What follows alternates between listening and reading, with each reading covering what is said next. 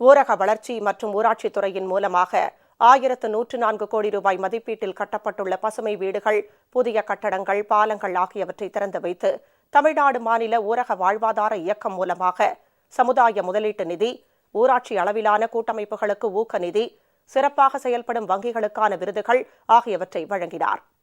தமிழ்நாடு மாநில ஊரக வாழ்வாதார இயக்கத்தின் கீழ் அமைக்கப்பட்ட 2323 கிராம வறுமை ஒழிப்பு சங்கங்களுக்கு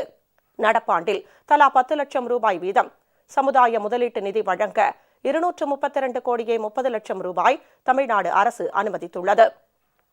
முதலமைச்சர் செல்வி ஜெயலலிதா நேற்று தலைமைச் செயலகத்தில் ஊரக வளர்ச்சி மற்றும் ஊராட்சித்துறையின் மூலமாக 1103 கோடியே 92 லட்சம் ரூபாய் மதிப்பீட்டில் கட்டப்பட்டுள்ள பசுமை வீடுகள், புதிய கட்டடங்கள், பாலங்கள் ஆகியவற்றை திறந்து வைத்து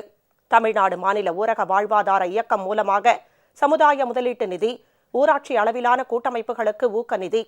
சிறப்பாக செயல்படும் வங்கிகளுக்கான விருதுகள் ஆகியவற்றை வழங்கினார். ஊரக பகுதிகளில் வாழும் மக்களின் வாழ்க்கை தரத்தை உயர்த்திடும் நோக்கிலும் ஊரக உள்ளாட்சி அமைப்புகள் தங்களது கடமைகளை திறம்பட நிறைவேற்றி தன்னாட்சி அமைப்புகளாக செயல்பட உதவும் வகையிலும்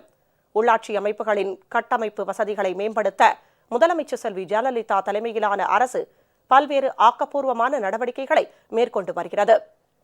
கிராமப்புற மக்களுக்கு உகந்த சுற்றுச்சூழல் கொண்ட குடியிருக்கத்தக்க பரப்பளவில் தேவையான அனைத்து வசதிகளுடன் சூரிய சக்தி விளக்குகள் கொண்ட வீடுகள் கிடைப்பதற்கு வழிவகை செய்திடும் வகையில் இந்தியாவிலேயே முதன்முதலாக முதலமைச்சரின் சூரிய சக்தியுடன் கூடிய பசுமை வீடு திட்டம் என்னும் முன்னோடி திட்டத்தினை செயல்படுத்திட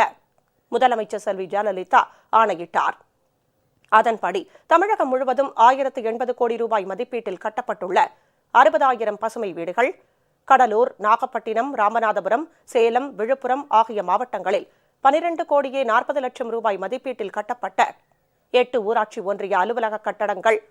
கிருஷ்ணகிரி, நாகப்பட்டினம், நாமக்கல், ராமநாதபுரம், சேலம், சிவகங்கை, தஞ்சாவூர், தூத்துக்குடி, திருச்சிராப்பள்ளி மற்றும் விருதுநகர் ஆகிய மாவட்டங்களைச் சேர்ந்த 35 ஊராட்சி மன்றங்களுக்கு 2 கோடியே 95 லட்சம் ரூபாய் மதிப்பீட்டில் கட்டப்பட்டுள்ள அலுவலக கட்டடங்கள், ஊரக வளர்ச்சி மற்றும் ஊராட்சித்துறை சார்பில் 8 கோடியே 57 லட்சம் ரூபாய் மதிப்பீட்டில் கட்டப்பட்டுள்ள பள்ளி கட்டடங்கள், பொது விநியோக கட்டடங்கள், அங்கன்வாடி மைய கட்டடங்கள் மற்றும் 2 பாலங்கள் என 1103 கோடியே 92 லட்சம் ரூபாய் மதிப்பீட்டிலான பசுமை வீடுகள், கட்டடங்கள், பாலங்கள் ஆகியவற்றை முதலமைச்சர் செல்வி ஜெயலலிதா திறந்து வைத்தார். தமிழ்நாடு மாநில ஊரக வாழ்வாதார இயக்கத்தின் கீழ் அமைக்கப்பட்ட 2323 கிராம வறுமை ஒழிப்பு சங்கங்களுக்கு நடப்பாண்டில் தலா 10 லட்சம் ரூபாய் வீதம் சமுதாய முதலீட்டு நிதி வழங்க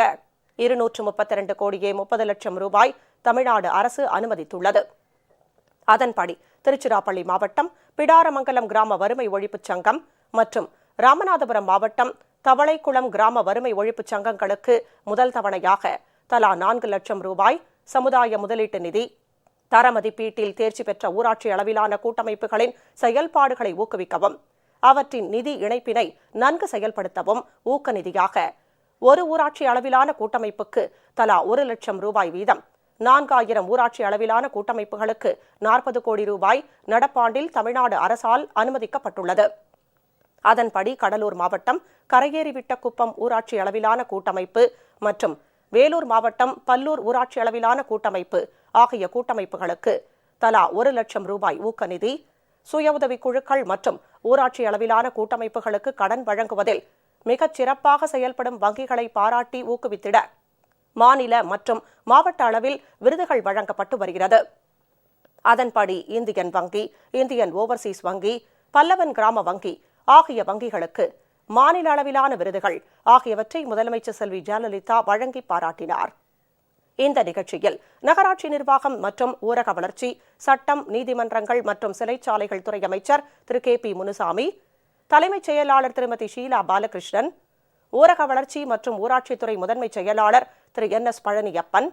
ஊரக வளர்ச்சி மற்றும் ஊராட்சி இயக்குநர் திரு பிரஜேந்திர நவ்னீத், தமிழ்நாடு மகளிர் மேம்பாட்டு நிறுவனத்தின் மேலாண்மை இயக்குநர் திருமதி மைதிலி கே ராஜேந்திரன் மற்றும் அரசு உயர் அலுவலர்கள் கலந்து கொண்டனர்.